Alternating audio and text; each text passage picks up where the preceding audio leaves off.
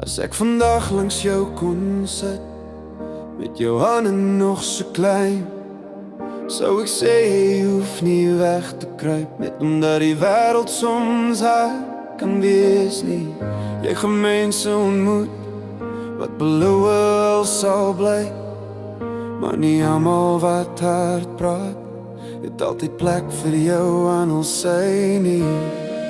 Jy gaan daar beleef waar alles net te veel voel, maar elke keer wat jy opstaan, bou jy stadig iemand wat nie meer wou nie. En ek weet, jy wonder baie oor jou plek, maar eendag gaan jy terugkyk en sien hoekom jy nooit moes breek.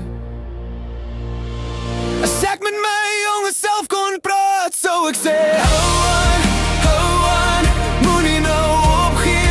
Hou aan, jy is meer as al die woorde wat mense oor jou sê.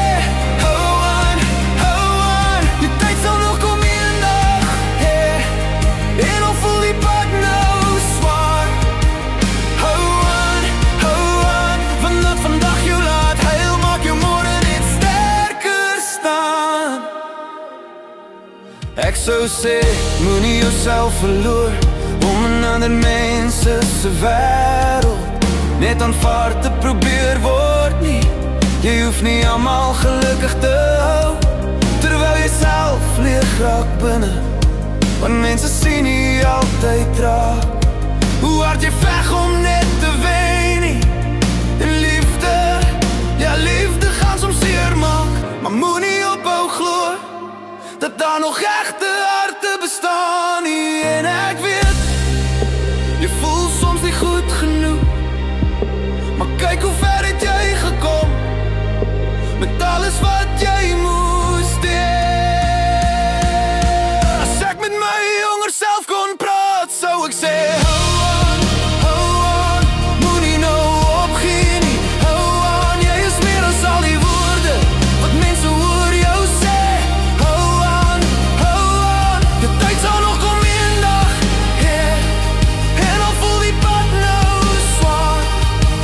Hou aan, want vandag jou laat huil, maak jou môre net sterker staan.